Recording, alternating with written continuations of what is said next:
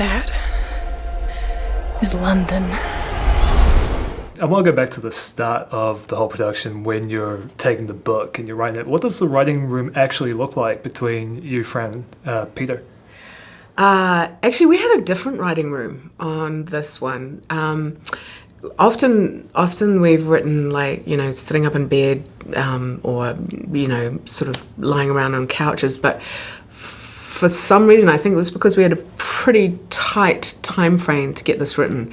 We were actually quite disciplined. We sat at a big table with our computers, and we had a massive whiteboard to one side that we could literally turn and stare at and look at it, and see our ideas and see if they, if the structure that we had kind of figured out was working.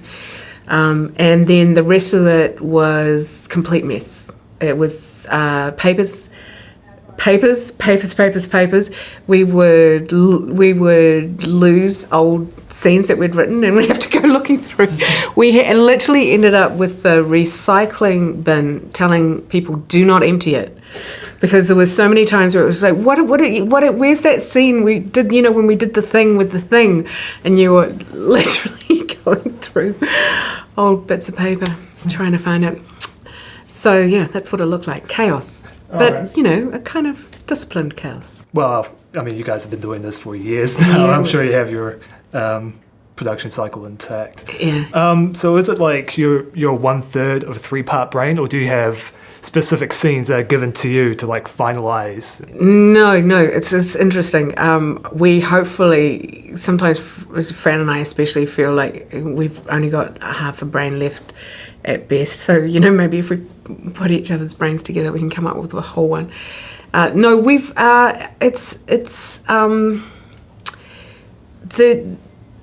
it tends to be a collaboration that we work on the structure first. The great William Goldman, who just passed last week, very sadly, one of the great screenwriters of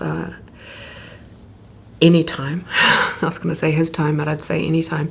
He emphasized, and that really screenwriting it's such a different form to writing for theatre or writing a book or a poem or even an article. It is all about the structure, and structure doesn't. People often think structure means plot or the event story, but structure is not about that. It's about what is the story engine? What are people at any one point in the movie caring about? And in terms of that, we work together well. We've got a rhythm in terms of that. Peter, as a director especially, he's a great writer, but he also can feel when the story's dragging.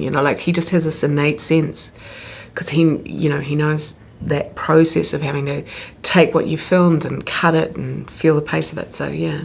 So the main thing that pins all this together for Mortal Engines, what would you say that is?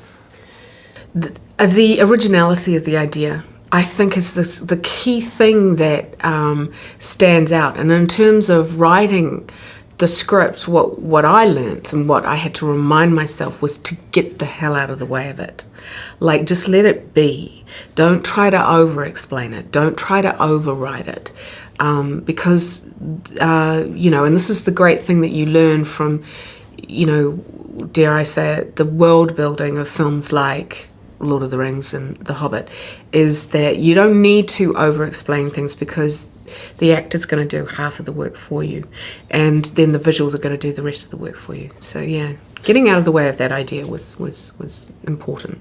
There's also just the idea of it having these gigantic structures on wheels, the architecture of the whole film, or just the architecture of the vehicles themselves. Yeah. It seems like that's a lot to get your mind wrapped around it. Did you guys have to draw physical blueprints or anything?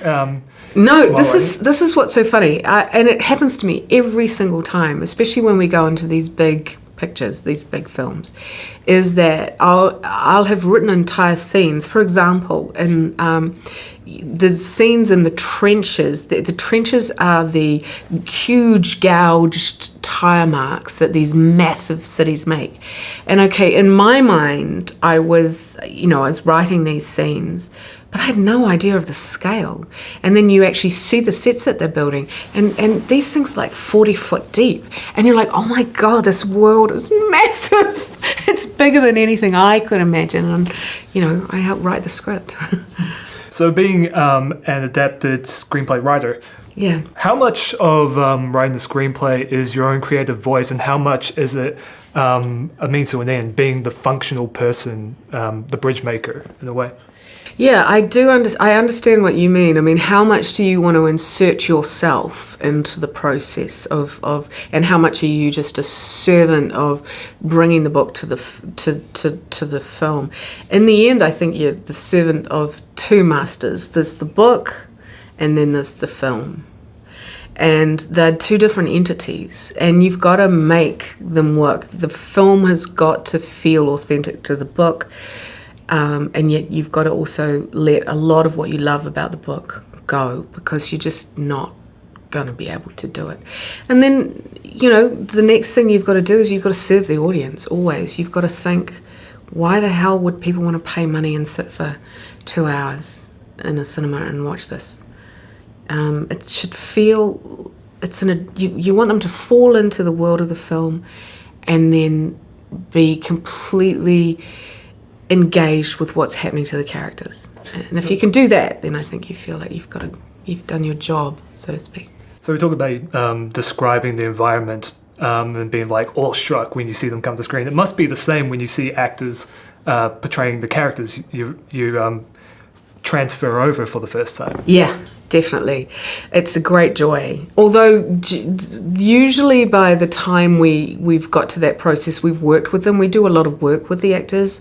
We always, any main character that we're dealing with, we sit down when the actors first come down to and go through the script, listen to what they're talking about, seeing if there's anything that we need to shift and change.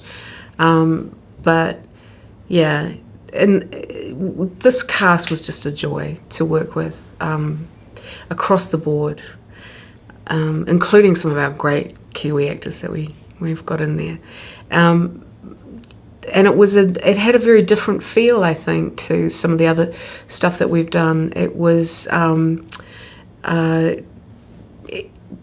just, I don't know, it was this kind of, there's a diversity in there, but also there was a kind of, the world of Mortal Engines is very, it's full of energy, and it's full of drama, and it's huge, and it's, so being able to have those characters that you could really care about against this vast backdrop was so important. So seeing those actors pull it off was great. You mentioned about like the book, you having to take things out, things that you love. What was one of those things?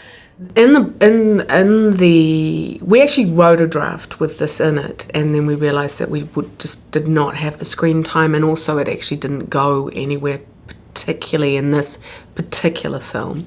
Hopefully if there's a sequel we can explore it. But the world of London itself is very stratified. So you have the tiers. You literally have the top tier, and then you have the lower tiers, the gut.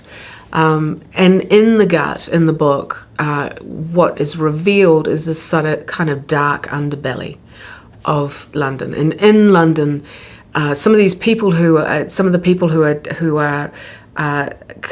on the little traction towns that London chases down, consumes, and drags into the gut, those people aren't always treated very well. And so that was part of the storytelling that's quite an important part of the book, which we never got to really do in this film.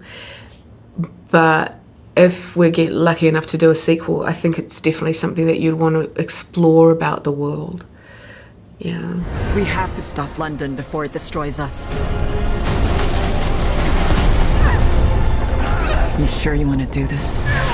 Once we go in, there's no going back. I have to.